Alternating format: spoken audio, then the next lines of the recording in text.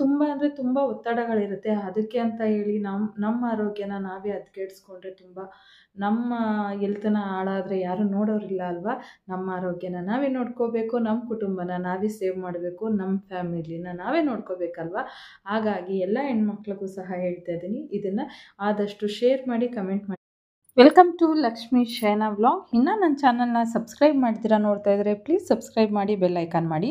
ಇವತ್ತಿನ ಟಾಪಿಕ್ ಏನಪ್ಪ ಅಂತ ಅಂದರೆ, ತಮ್ನೈಲಲ್ಲಿ ನೀವು ನೋಡಿರೋ ಹಾಗೆ ಮೈಗ್ರೇನ್.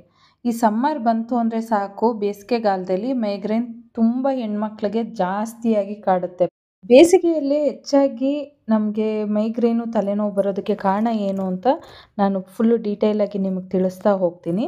ಬೇಸಿಗೆಯಲ್ಲಿ ಕಾಣಿಸುವ ತಲೆನೋವು, ಅದರಲ್ಲೂ ವಿಶೇಷವಾಗಿ ಮೈಗ್ರೇನ್ ಅನ್ನು ಅನುಭವಿಸುವ ಕಷ್ಟ ಯಾವ ಶತ್ರುಗೂ ಸಹ ಬೇಡ, ಅಷ್ಟು ತಲೆನೋವು ಬರುತ್ತೆ. ನಮ್ಮ ದಿನಚರಿನೂ ಹಾಳು ಮಾಡೋದಲ್ದಿರ ನಮಗೆ ಯಾವುದೇ ರೀತಿ ಕೆಲಸ ಮಾಡೋದಕ್ಕೂ ಕಷ್ಟ ಅನಿಸುತ್ತೆ ಮತ್ತು ಆಯಾಸ ಜಾಸ್ತಿ ಆಗುತ್ತೆ. ಇದಕ್ಕೆ ಕಾರಣ ಏನು ಅಂತ ಅಂದರೆ, ಮೈಗ್ರೇನ್ ಬರೋದಕ್ಕೆ ಫಸ್ಟ್ ಪಾಯಿಂಟ್ ಕಾರಣ ಹೇಳ್ತೀನಿ, ಡಿಹೈಡ್ರೇಷನ್ನು ನಮಗೆ ಬೇಸಿಗೆಯಲ್ಲಿ ಸಹಜವಾಗಿ ನಾವು ನೀರನ್ನ ಹೆಚ್ಚೆಚ್ಚುತ್ತವಾಗಿ ಕುಡಿಬೇಕು. ನಮ್ಮ ದೇಹದಲ್ಲಿ ಸಾಕಷ್ಟು ನೀರಿನ ಅಂಶ ಇಲ್ಲದೇ ಇರೋದ್ರಿಂದ ಸಾಮಾನ್ಯವಾಗಿ ನಾವು ಕೆಲಸ ಮಾಡೋದಕ್ಕೂ ಕಷ್ಟ ಆಗುತ್ತೆ, ತಲೆನೋವು ಸಹ ಸಾಮಾನ್ಯವಾಗಿ ಬಂದೇ ಬರುತ್ತೆ. ಎರಡನೇ ಪಾಯಿಂಟ್ ಏನಂದರೆ ಸೂರ್ಯನ ಕಿರಣ ಅಂದರೆ ಬಿಸಿಲಲ್ಲಿ ನಾವು ಜಾಸ್ತಿ ಓಡಾಡಿದ್ರೆ ಮತ್ತು ಅದರಿಂದ ನಮಗೆ ತೀವ್ರ ತಲೆನೋವು ಜಾಸ್ತಿ ಬರುತ್ತೆ ನಮಗೆ. ಮೂರನೇ ಪಾಯಿಂಟು ತಾಪಮಾನದಲ್ಲಿ ಏರಿಳಿತ. ನಾಲ್ಕನೇ ಪಾಯಿಂಟ್ ಏನು ಅಂದರೆ ಬಿಸಿಲಿನಿಂದ ಬಳಲಿಕೆ. ಇವಾಗ ಬಿಸಿಲಿನಲ್ಲಿ ಜಾಸ್ತಿ ನಾವು ತಲೆ ತಿರುಗೋದು ಮತ್ತು ವಾಕರಿಕೆ ಬಂದಂಗೆ ಆಗೋದು, ತಲೆನೋವು, ಈ ರೀತಿ ನಮಗೆ ತುಂಬ ಅಂದರೆ ತುಂಬಾ ಅನಿಸುತ್ತೆ ಬಿಸಿಲಲ್ಲಿ ಜಾಸ್ತಿ ನಾವು ಓಡಾಡಿದಾಗ. ಮೈಗ್ರೇನ್ಗೆ ಕಾರಣವಾಗುವ ಅಂಶಗಳು ಏನೇನು ಅಂತ ಹೇಳ್ತಾ ಹೋಗ್ತೀನಿ.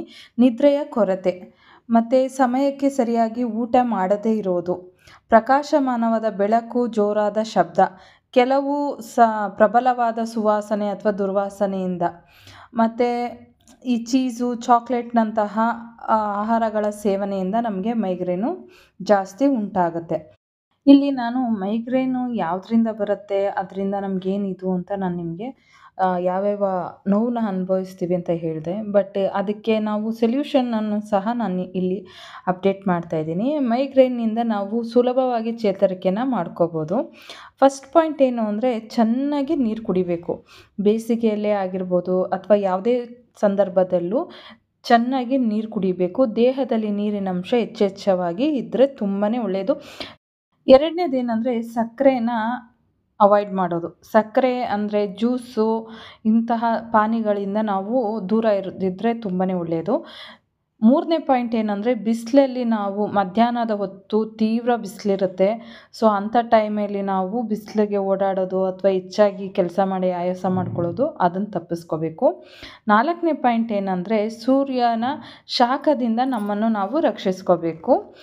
ಐದನೇ ಪಾಯಿಂಟ್ ಏನು ಅಂತಂದರೆ, good smell or bad smell, ಅದನ್ನು ಸ್ವಲ್ಪ ನಾವು ಅವಾಯ್ಡ್ ಮಾಡಿಕೊಂಡ್ರೆ ತುಂಬ ಒಳ್ಳೆಯದು. ಆರನೇ ಪಾಯಿಂಟು, ವಿಶ್ರಾಂತಿಯನ್ನು ನಾವು ತಗೋಬೇಕು. ದಿನಕ್ಕೆ ನಿಯಮಿತವಾಗಿ ವಿಶ್ರಾಂತಿ ತಗೊಳ್ಳೋದ್ರಿಂದ ನಮ್ಮ ಆರೋಗ್ಯದಲ್ಲಿ ತುಂಬ ಅಂದರೆ ತುಂಬಾ ಚೇತರಿಕೆನ ನಾವು ಕಾಣ್ಬೋದು. ಮೈಗ್ರೇನಿಂದ ನಾವು ಬಳಲ್ತಿರೋದಕ್ಕೆ ಒಂದು ಪರಿಹಾರ ಅಂತ ಸಿಕ್ತಲ್ವ. ಎಲ್ಲರಿಗೂ ಈ ವ್ಲಾಗು ಇನ್ಫಾರ್ಮೇಷನ್ ಇಷ್ಟ ಆಗಿದೆ ಅಂತ ಭಾವಿಸ್ತೀನಿ. ಸೊ ಇಷ್ಟ ಆದರೆ ಲೈಕ್ ಮಾಡಿ, ಶೇರ್ ಮಾಡಿ, ಕಮೆಂಟ್ ಮಾಡಿ. Thank you for watching the video. Thank you so much friends.